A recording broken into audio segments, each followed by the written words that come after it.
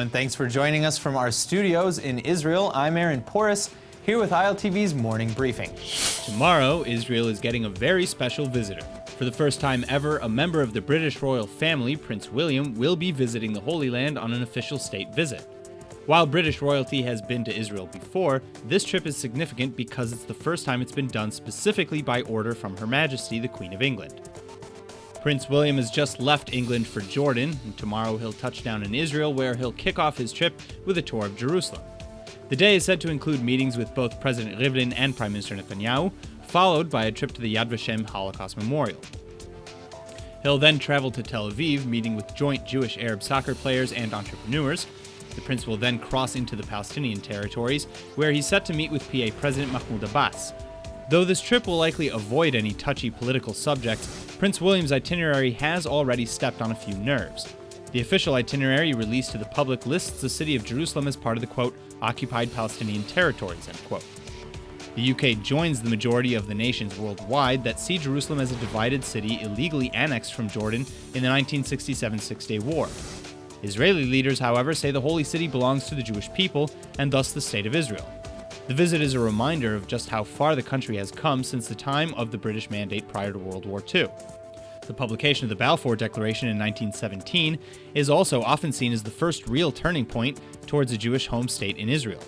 For Palestinians, though, this is simultaneously the singular tentpole moment that began the Israeli-Palestinian conflict. Speaking of the conflict, President Trump's Middle East envoy spent the weekend in Israel to discuss the upcoming release of the White House's still unseen peace plan.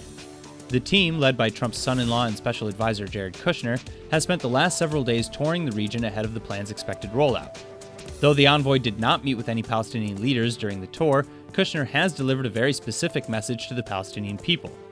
Kushner apparently admitted that he didn't personally reach out to Abbas or his team about setting up a meeting during the trip, but speaking to the Arab-language Al-Quds newspaper, Kushner promised that he was ready to work with PA President Mahmoud Abbas for peace, despite the frozen ties. The Palestinians largely severed relations with the United States in their anger over President Trump's decision to recognize Jerusalem as Israel's capital and move of the U.S. Embassy accordingly. Without seeing it, Palestinian leaders have all but rejected the Trump peace plan, arguing that the U.S. unilaterally decided the fate of Jerusalem without either side negotiating. Still, Kushner urged the Palestinian people to at least consider their peace deal once the details are made public. The Trump administration claims the deal will not lean towards one side or the other, and Trump has reportedly lobbied the Gulf nations to invest nearly $500 million into Gaza's economy to help sweeten the pot. With U.S.-Palestinian relations at an all-time low, though, it remains to be seen if both sides will still be willing to come to the negotiating table. Hundreds of Palestinians protested across the West Bank this weekend against the Palestinian Authority's punitive measures against Palestinians in Gaza. The PA instituted sanctions against Hamas and Gaza nearly a year ago in efforts to try to bring Hamas back to negotiate.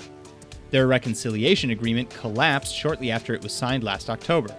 Abbas's government in Ramallah has, among other things, stopped electricity payments to Israel on Gaza's behalf and has also stopped paying salaries to workers in the Strip, not even to those working for the PA. Unlike the last protest in the West Bank held earlier this month, though, the latest demonstration was met with civility and passed peacefully. Police were even handing out flags.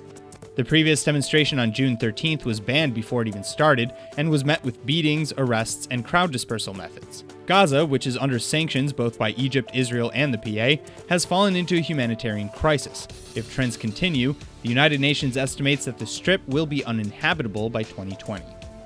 In a late-night twist, an alleged car-ramming terror attack late Saturday evening has turned out to be an accident, as the Palestinian man suspected of driving in the attack turned himself in just hours later. The suspect hit and lightly injured 4 IDF soldiers on patrol near the entrance to the village of Husan in the West Bank. Later in the evening, though, the Palestinian suspect returned with a group of supporters so that he could say his goodbyes and turn himself in peacefully. The 21-year-old Palestinian driver adamantly maintains that the incident was a traffic accident, and that he only drove off for fear of being shot at the scene. Soldiers in the area have been warned multiple times to watch where they walk in certain areas, as occasionally they're barely visible even in the daylight. In fact, Likud Knesset member Yehuda Glick posted to his Facebook page an English-language statement from the residents of Husan. In part, it reads that Palestinian residents rendered assistance to the injured soldiers and called an ambulance, and that they, quote, have warned the army commanders of the dangers for the soldiers walking in the middle of the local streets. The streets are dark with lots of blind bends, and the drivers don't exactly stay in their lanes, so an accident like this was waiting to happen, end quote.